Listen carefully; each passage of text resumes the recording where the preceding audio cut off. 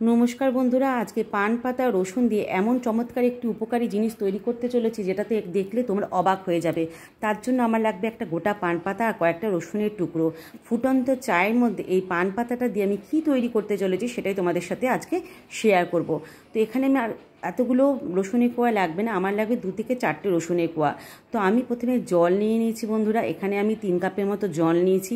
এর মধ্যে আমি আন্দাজ মতো দিয়ে দেবো চা পাতা আন্দাজ মতো দেওয়ার পর এটাকে ভালো করে আমি গুলে নেব। তো দেখো, যতক্ষণ না চা পাতা নির্যাসটা যতক্ষণ না জলের সাথে মিশছে ততক্ষণ কিন্তু এভাবে নাড়াতে থাকবো। এখনও কিন্তু আমি গ্যাসে এটাকে বসাইনি। তো দেখো, চা পাতা নির্যাসটা বেরিয়ে গেছে আর দেখো চায়ের রং কিন্তু চলে এসছে কিছুটা। এরপর এখানে যে রসুনের টুকরোগুলো ছিল সেগুলো আমি কিছুটা নেব, 3 থেকে 4টে কোয়া।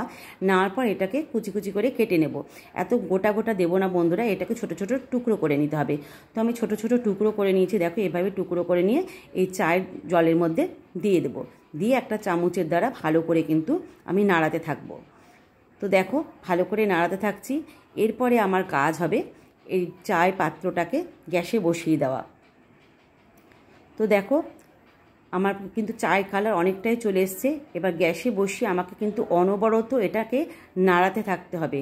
আমাকে কিন্তু থেমে থাকলে হবে না, সমানে চামচ দিয়ে নাড়াতে থাকতে হবে। এই দিকে আমি একটা মিক্সি জারে পান পাতাটাকে নিয়ে নিচ্ছি।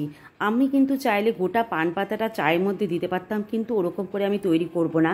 এই পান পাতাটাকে আমাকে আগে কুচি কুচি করে টুকরো করে নিতে হবে, নিয়ে একটা মিক্সি জারে দিতে হবে। মিক্সি জারে দিয়ে আমি অল্প জল দিয়ে এটাকে বেটে নেব।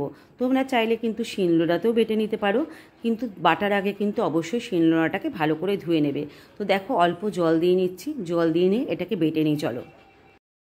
তো দেখো, পান পাতাটা বাটার পর আমার ঠিক এরকম রস বেরিয়েছে পান পাতা থেকে। এবারে এই পান পাতা রসটাকে ফুটন্ত চায়ের মধ্যে, যেটা গ্যাসে বসানো ছিল, তার মধ্যে দিয়ে দিলাম। দিয়ে অনবরত কিন্তু নাড়াতে থাকতে হবে যতক্ষণ না পান পাতা রসটা গুলে যায়।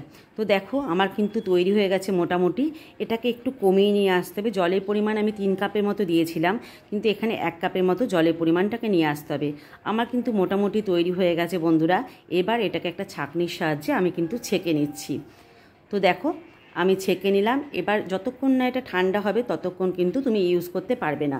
ঠান্ডা হওয়ার পরেই কিন্তু এটা ইউজ করতে হবে। এটা কি তৈরি হলো বন্ধুরা, তোমরা এতক্ষণ হয়তো অনেকেই বুঝে গেছো। হ্যাঁ বন্ধুরা, যাদের মাথায় প্রচণ্ড উকুন থাকে, খুশকি থাকে, তারা যদি এটা সপ্তাহে 2 থেকে 3 দিন ইউজ করে তারা কিন্তু খুবই উপকৃত হবে। উকুন খুব জলদি চলে যাবে। আর এর মধ্যে ঠান্ডা হওয়ার পর দিতে হবে লেবুর রস। তো আমি এখানে লেবুর রস দিয়ে দিলাম, একটা ছোট পাতি লেবুর রস আমি এখানে গোটাটাই দিয়েছি।